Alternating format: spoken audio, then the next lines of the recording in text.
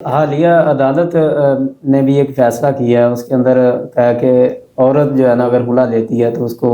وہ حق مہر واپس نہیں کرے گی، یہ کوئی کیس آیا ہے تو اس حوالے عبد سے آپ کا المنان بھائی، یہ ایک بہت پاکستان کے اندر نا افسوسناک روش چل نکلی ہے کہ ہمارے فیصلے ایسے آنے لگے ہیں، اللہ تعالیٰ معاف فرمائے، کہ جن کا شریعت کے ساتھ کوئی تعلق نہیں ہوتا، ہمارے جو اخلاقی رویے ہیں ان کے ساتھ کوئی تعلق نہیں ہوتا، ہمارے مذہبی جو معاملات ہیں ان کے ساتھ تعلق نہیں ہوتا، صرف اپنی پسند اور ناپسند کے مطابق فیصلے کر دیے جاتے ہیں۔ وہ جو آپ فیصلہ کہہ رہے ہیں وہ واقعی عدالت کے اندر کیس دائر ہوا ہے خلے کا، ٹھیک ہے، تو اس کے اندر وہ حق مہر کا جب مسئلہ آیا تو پھر وہ جج نے یہ کہا کہ حق مہر جو ہے نا وہ عورت کا حق ہے، وہ جی اس نے لینا ہے۔ اب چونکہ ہمارے ہاں وہ شریعت کا مطالعہ بھی نہیں کیا جاتا، حالانکہ شرعی مسائل کے اندر ہمارے جو قابل احترام جج صاحبان ہیں ان کو چاہیے کہ اسلامی نظریاتی کونسل موجود ہے ہمارے ملک کے اندر، بالکل اگر کسی اور پہ اعتماد نہیں ہے تو جو حکومت کا اپنا ادارہ ہے اسلامی نظریاتی کونسل ہے، جس کے اندر تمام مکاتب فکر کے لوگ موجود ہیں اور بڑے جی بڑے جلیل القدر علماء موجود ہیں، ان کے سامنے وہ کیس رکھا جائے، ان کے ساتھ ڈسکس کیا جائے کہ یہ کیا کرنا ہے کیا نہیں کرنا، اور پھر شریعت کے مطابق فیصلے کیے جائیں۔ یہ تو نہیں ہے نا کہ ہم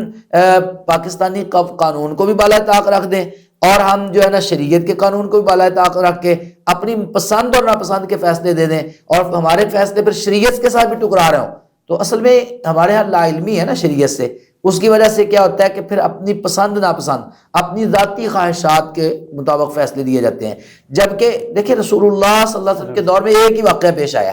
جی خلے کا، کھلے گا یہ ثابت بن قیس رضی اللہ عنہ کی بیوی کا، اور اللہ کے رسول صلی اللہ علیہ وسلم نے ان سے حق مہر واپس دلوایا ہے، ٹھیک ہے، تو مطلب سنت سے بالکل بات واضح ہے، کوئی دو رائے نہیں ہے کہ حق مہر جو ہے نا وہ واپس نہیں کرے گی۔ تو یہ عورت کا حق اگر خلا لیتی ہے تو عورت کا حق نہیں ہے، اور میں فاضل جج صاحبان کو اور ہمارے جو معتبر قابل احترام ہیں یہ ادارے ہیں ہماری عدالتیں ہیں ان سے بھی گزارش کروں گا آپ کے اس پروگرام کے توسط سے کہ آپ جب بھی ایسا کوئی کیس آتا ہے تو اس کا فیصلہ کرنے سے پہلے ایک بار علماء سے رجوع کریں، یا آپ قرآن و حدیث کا مطالعہ کریں، اس متعلق مسائل جو قرآن مجید نے بیان کیے آپ ان کا مطالعہ کریں، تاکہ جو آپ مسائل کے مطابق قرآن و سنت کے مطابق فیصلہ کر سکیں۔ تو یہ ایک